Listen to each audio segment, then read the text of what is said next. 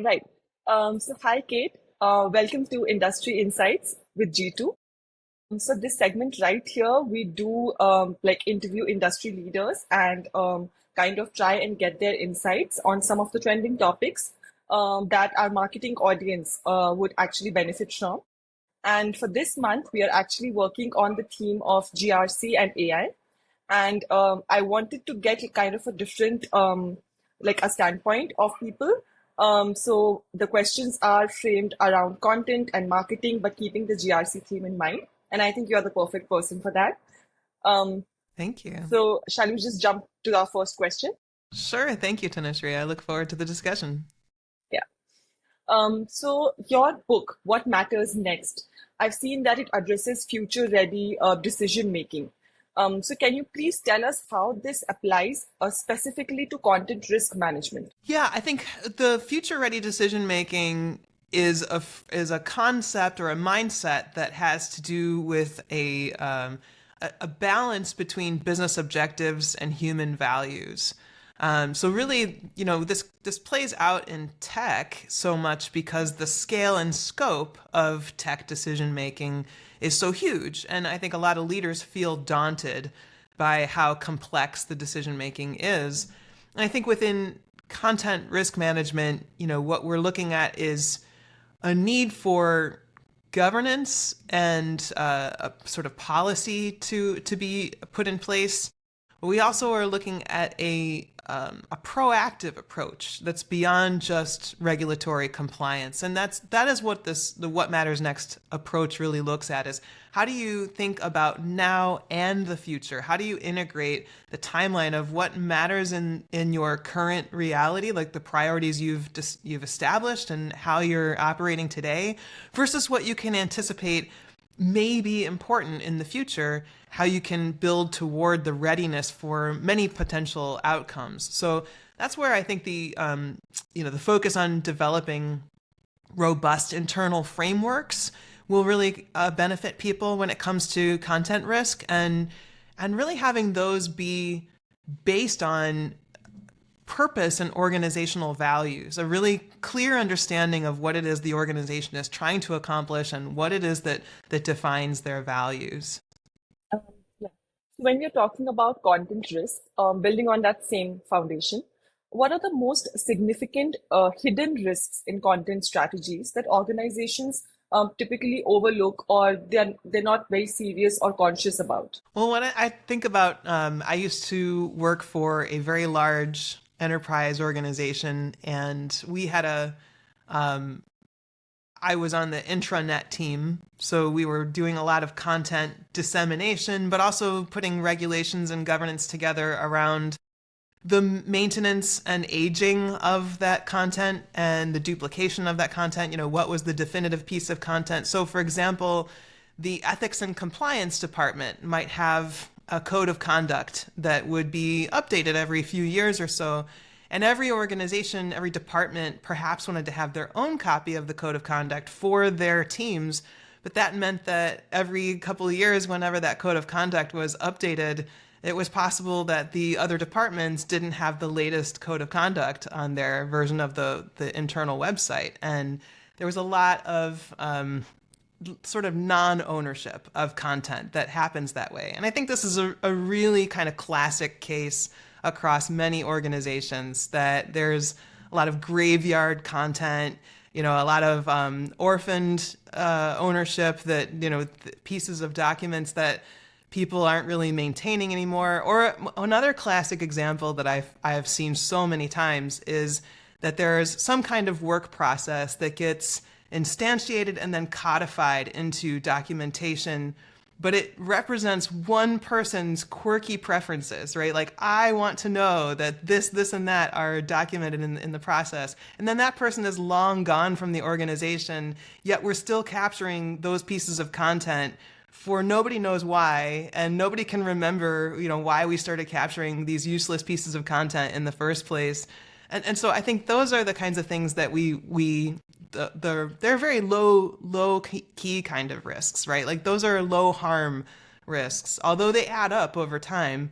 I think what we're seeing in the higher risk stakes is not having clarity or trust or transparency across communications and not being able to understand what stakeholder is accountable for different pieces of content, things like that. So, and also with generative AI being used within organizations, I think that's a really big one too, that we see a lot of garbage in, garbage out. We see a lot of people generating, their own versions of content and then sending that out on behalf of the company to clients or to outside facing media organizations or something like that. And those aren't necessarily sort of sanctioned by the stakeholders within the organization who would like to have some kind of governance over documentation. So those are a few of the risks that I think we're seeing, and content strategies that address that at a regulatory level, at a compliance level, at a thoughtful engagement across the business level would go a long way to remediating those. Yeah, I'm completely agreeing with you. When we talk about like smaller things that we overlook, I think with time they kind of compile and Right. then it's like a big problem. So it's better to like Yeah, address them on the primary level. exactly. Yeah. I mean, you must have seen many of these kinds of instances yourself. Yeah. That brings me to my next question. Now, with content strategies becoming global, how have regulatory differences across global markets complicates content risk management? And particularly with the emergence of generative AI and so much advancement in AI, what specific compliance issues should organizations be most concerned about? Yeah, this is a big one. I think we see this a lot in many fields of AI, and how generative AI, in particular, because of its widespread use, is running up against or running afoul of global regulations. And I think especially now, as it relates to the U.S. and maybe some other nationalities and regions that are deregulating in kind of a mode of deregulation, we're seeing this moment where I think companies, organizations are at a loss as to how to respond to what kind of internal governance should we put in place to make sure that we have the right kind of resilience within the global markets, that all of the issues we talked about in just a few moments ago, like people generating content and then disseminating it outside of the company that perhaps don't necessarily represent at best, they don't represent the values of the organization, but at worst, maybe they don't represent the actual positions of the organization that are supposed to, like they're in conflict in some way. And one of the other potential downfalls is that they compromise the safety or security of the company or individuals within the company, that they falsely represent the company, that they bring additional risk onto the company in some way. So those are things that I think we need to think about from a internal governance and regulation standpoint. Kind of the opportunity is, I think, to say, even in a context of deregulation, like even in the context of the U.S., where deregulation has become the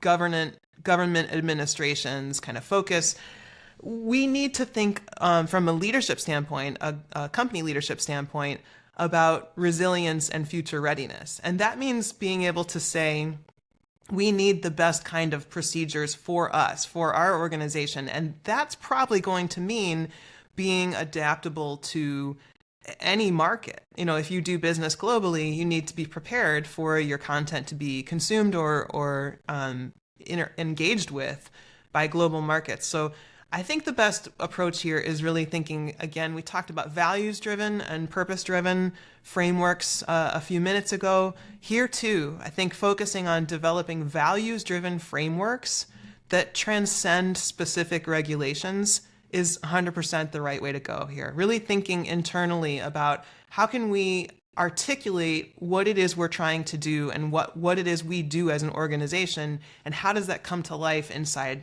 content management and risk management in terms of these regulations. And then really thinking about, again, proactively in this governance so that we can create the kind of competitive advantages and resilience that are going to help us navigate global markets and changing circumstances. Because as soon as any particular government administration changes to a different party or a different leader, we may see complete fluctuation in these regulatory states anyway. So it pays to be ahead of that. It pays to be more ready for those kinds of changes and to be thinking about the long term, to be thinking about how you're protecting your content, your people, the individuals that you do business with, all of the stakeholders, with all of the governance that you create inside your organization. Uh, Now, I do see that you're very active on LinkedIn, and I have followed a lot of your posts. And I see that you talk about AI capabilities and human values intertwined. So, considering the balance between AI capabilities and human values, what framework do you recommend for ensuring that AI-powered content tools align with the human-centric values and not vice versa? This is, I think, one of the things one point I guess I would like to tie back to the last discussion, the last question is, I think sometimes people think that a human-centric or values-driven framework is going to stifle innovation.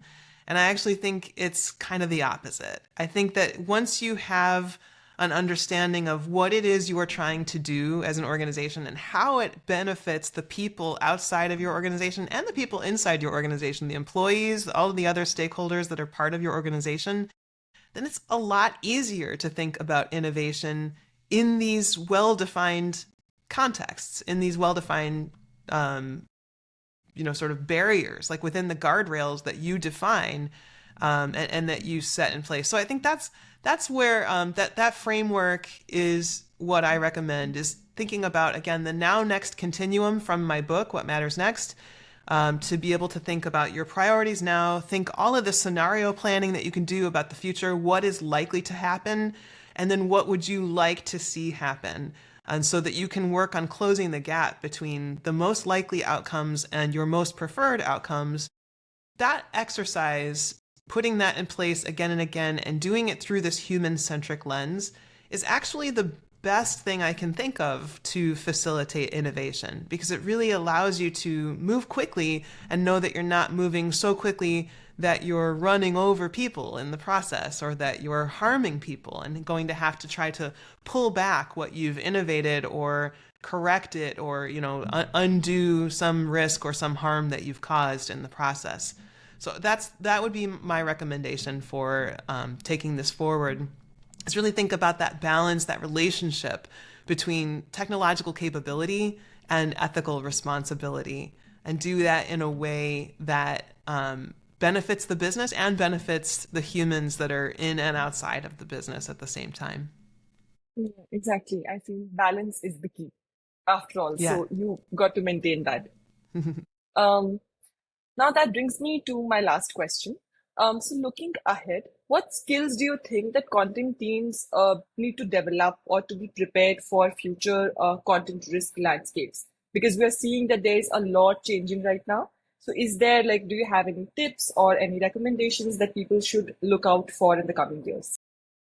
Yeah, I think it's everything we're talking about here, right? I think developing these skills that truly do blend technical understanding with ethical considerations, like making that come sort of second nature, have that be something that that instead of it feeling like, oh wait, how do I make that integrate together or balance together?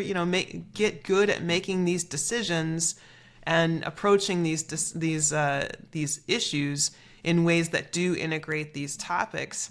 And I think the other pieces that have to do with proactive leadership. Again, like coming back to that, really thinking about how, I think we all feel like the times are very uncertain, and that there's a lot of uncertainty because of geopolitics, because of climate, because of AI, because of, any number of topics that we could talk about.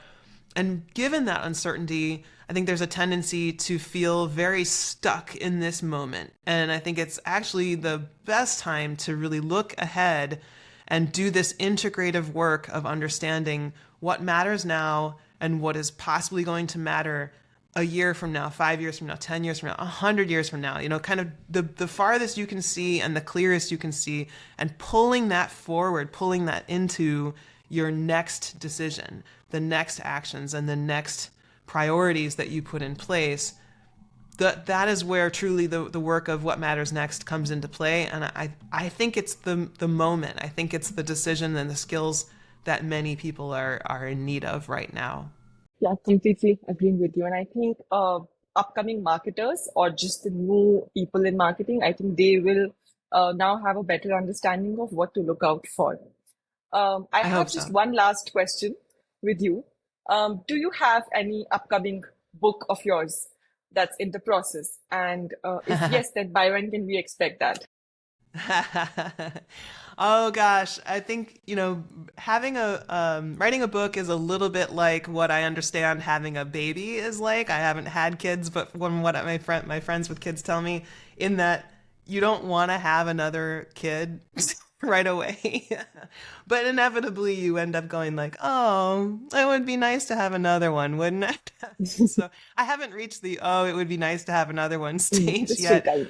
But I think what happens is, normally for me, what once I have a new book and I'm out speaking about these topics, what happens is that I get questions from the audience in the Q&A section after a keynote, or talking with people on LinkedIn, and there starts to be an obvious organic shift. What are people thinking about? What's on their minds? And for the moment, I'm very fortunate to say this is still very much the topic that's on people's minds. They want to know how to navigate the uncertainty and the ambiguity of the moment. They want to know how to make good decisions, how to make sure tech and humanity are in balance even as we make businesses more effective. All of these themes that are so much a part of this book are exactly what I'm hearing in the questions I'm fielding right now. So for the moment, I'm very, very happy to have exactly the material that it seems like people need. And it'll change. I'm sure there will be something over the coming years that people start asking about, and I'll be like, all right, time to get back to another book. Better send a message to nursery. We can have this second conversation now. Definitely. I'm looking forward to it. Thank you. Thank you so Thank much. you. Thank you so much, Kate, for taking out time and having this discussion with us. I think it was amazing and we got some great insights. Thank you so much.